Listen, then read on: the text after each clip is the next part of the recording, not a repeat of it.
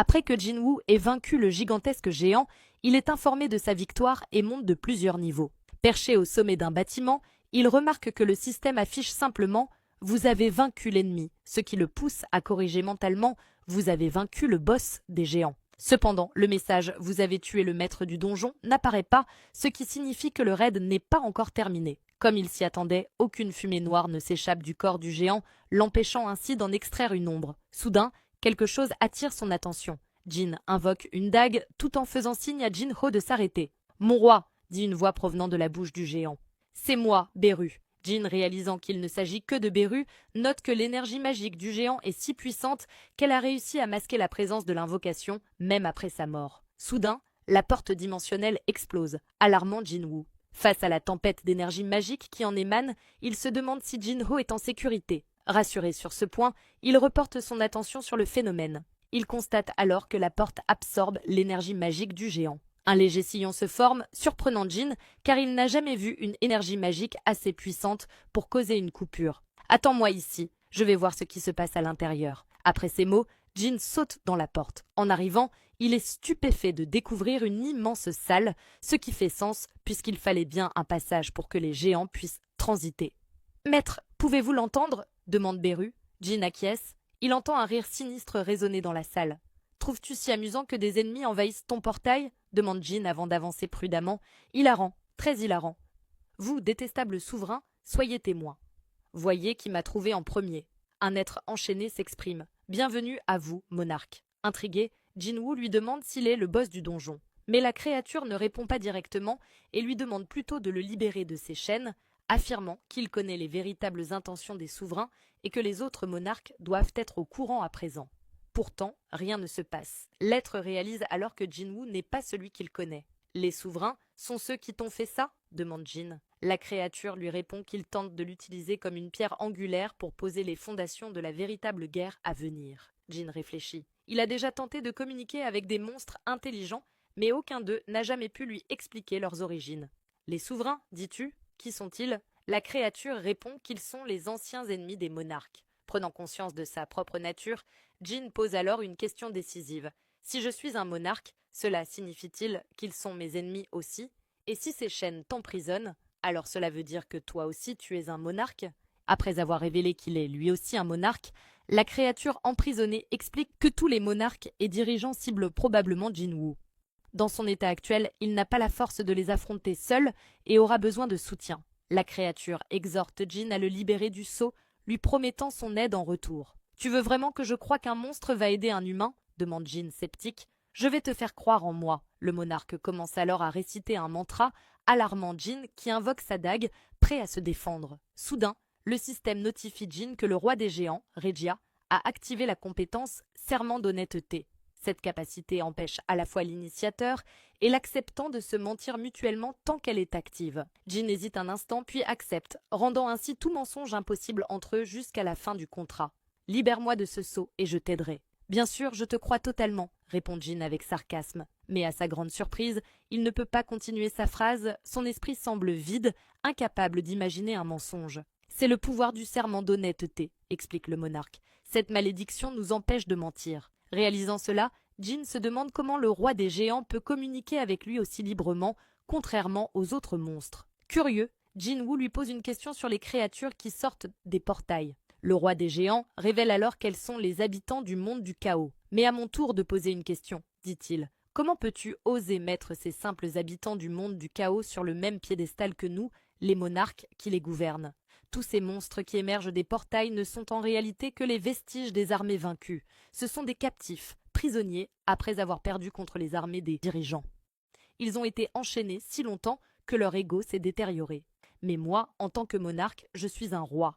J'ai conservé ma raison et j'ai attendu patiemment le jour où je pourrais enfin m'échapper de leur emprise. » Jin comprend alors et demande si par armée des dirigeants, il parle des soldats en armure d'argent avec des ailes dans le dos. Le roi des géants confirme « Oui, ce sont les soldats des dirigeants. » Jin pose alors une dernière question. Pourquoi continue-t-il à nous envoyer ces monstres, ces créatures? À ces mots, Regia sourit. Après que Jin ait demandé pourquoi les dirigeants continuaient d'envoyer les habitants du chaos sur Terre, Regia explique qu'ils se préparent à une guerre et qu'ils ont l'intention de transformer ce monde en champ de bataille afin d'affronter à nouveau les monarques. Ne comprenant pas, Jin se demande comment envoyer des monstres sur Terre la transforme en champ de bataille. C'est simple, répond Regia. Tout cela sert à injecter de l'énergie magique dans le monde de Jin. Si les monstres étaient des calamités engendrées par les portails, l'énergie magique était une bénédiction des portails. Non seulement les chasseurs le pensaient, mais aussi la plupart des civils.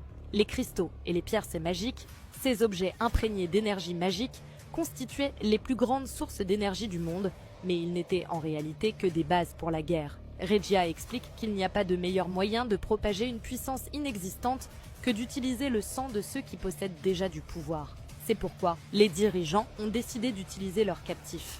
La densité d'énergie magique augmente de jour en jour, c'est-à-dire que le fruit cultivé provient du sang des monstres. L'énergie magique renforce le monde. Le plan des dirigeants est de créer un monde assez puissant pour résister aux effets de la guerre. Et par guerre, il entend un nouvel affrontement entre les monarques et les dirigeants.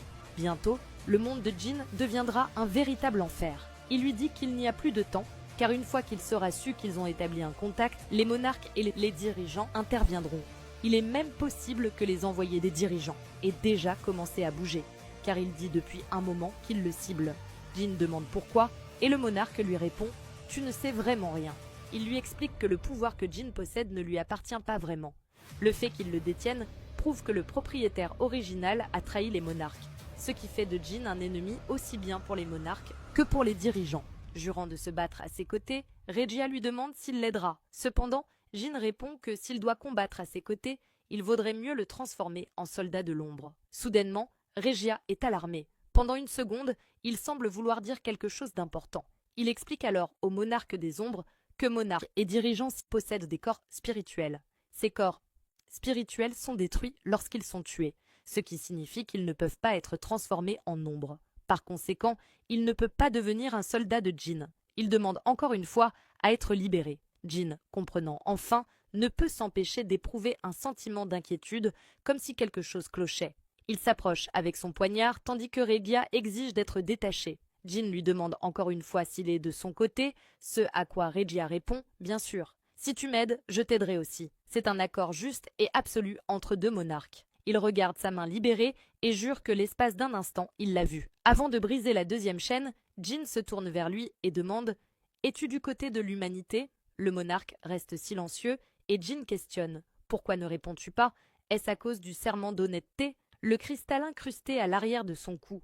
Tant qu'il est là, il entend la voix des dirigeants lui ordonnant de tuer tous les humains, comme les autres monstres. Serrant les dents, Regia attrape Jinwoo, mais ce dernier esquive, disant « Oublie l'accord, c'est trop dangereux de te garder en vie. » Il plonge son poignard dans la poitrine du roi géant, car Regia pourrait devenir une calamité. Cependant, ce dernier dit au monarque des ombres qu'il se trompe. La calamité, ce n'est pas moi, mais Sung Jinwoo. Donnant à Jin un regard perçant, il tente soudainement de lui mordre le crâne, mais le monarque esquive et enfonce à nouveau sa lame dans le roi des géants. Regia tente un autre coup, mais Jin l'évite rapidement et l'attaque encore et encore. Affaibli, Regia avertit Jin que les batailles entre les habitants de la Terre et les résidents du monde du chaos deviendront plus intenses, transformant son monde en un champ de bataille brutal. Il dit à Jin qu'il espère que tout ce qu'il veut protéger sera réduit en cendres dans l'enfer de la guerre. Jin lui répond que cela n'arrivera pas et fonce sur le monarque, lui tranchant la tête et mettant fin au règne du maître du donjon. Le système informe Jin qu'il a vaincu le monarque du commencement, Regia, l'un des 9 monarques. En raison de l'énorme quantité d'XP reçue, du temps supplémentaire pourrait être nécessaire. Jin se désole de ne pas avoir pu faire de Regia un soldat de l'ombre, mais il se contente de l'objet magique que son corps laisse derrière lui. Il gagne un grand nombre de niveaux et atteint officiellement le niveau 122. Pendant ce temps, en Amérique, un hélicoptère atterrit et 2 personnes marchent vers la porte d'un manoir. Le chasseur de rang national, Christopher Reed, les accueille, surpris de recevoir des visiteurs aujourd'hui. Il salue le directeur adjoint et Madame Sellner qui lui annonce qu'ils ont une affaire urgente à discuter. Il demande à tout le monde de partir et ordonne à son serviteur de ne laisser personne s'approcher jusqu'à ce qu'ils aient terminé. Christopher demande la raison de leur venue, assurant que si cela concerne le portail de rang S à l'est, il n'ira pas. Cependant, Madame Sellner lui dit qu'ils ne sont pas là pour parler de ce portail, mais d'un problème encore plus grave. Elle avertit Christopher qu'il pourrait être tué dans un avenir proche, après que Madame Sellner a dit au chasseur de rang Nation Christopher Red qu'il pourrait être tué. Ce dernier frappe sa tasse contre la table et lui rappelle qu'il lui est éternellement reconnaissant pour ce qu'elle a fait. Cependant, ils ne sont pas assez proches pour échanger de telles plaisanteries. Il demande alors qui est censé tuer qui. Norma lui explique qu'elle a récemment fait un rêve le concernant. Dans ce rêve, il était entouré par un groupe d'hommes. Serrant les dents, Chris l'interrompt et demande si elle et ses compagnons ont vraiment fait tout ce voyage jusqu'à chez lui, juste pour lui parler de ses rêves. Il dit qu'il sait ce que Sellner faisait avant de devenir une éveillée. Chris souligne que certains pensent qu'elle possède une capacité unique, mais d'autres non, car elle était voyante avant. Affirmant qu'il est un chasseur de rang national, Christopher Red déclare qu'il est impossible qu'il soit tué. Il méprise son rêve et, tout en réfléchissant à cette éventualité, demande qui il est censé aller voir pour obtenir de l'aide. Pense-t-elle vraiment que quelqu'un pourrait protéger un chasseur de rang national? Chris conclut que rien ne peut être fait. Cependant, Sellner lui répond qu'il existe peut-être quelqu'un capable de l'aider, le chasseur Sung Jin-woo. Pendant ce temps, Jin-woo traverse un portail et sait qu'il doit tuer le roi. C'était la bonne décision. La puissance de l'ennemi était écrasante, même scellée par des chaînes spéciales. S'il l'avait complètement libéré et laissé partir comme il le souhaitait, cela aurait été catastrophique. Jin-woo remercie le ciel d'avoir vu à travers le jeu du monarque avant que cela ne se produise.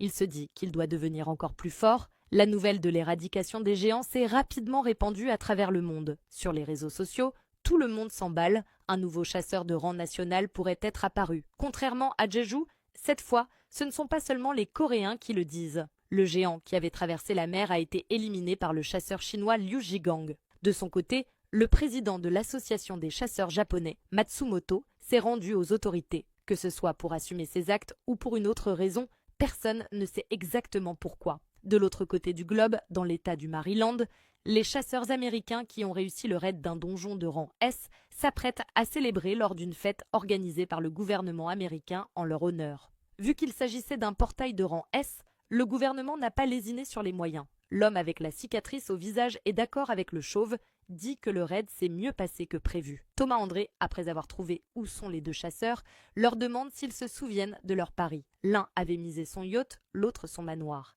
Et qu'avait misé le chauve déjà? Se moquant de lui, Thomas lui dit qu'il a une jolie cravate. Le chauve répète qu'il n'avait rien parié, mais Thomas André sait être persuasif. Il lui demande alors s'il aime sa cravate. Laura, présente à la fête, lui dit que ça ne va pas du tout avec sa chemise hawaïenne.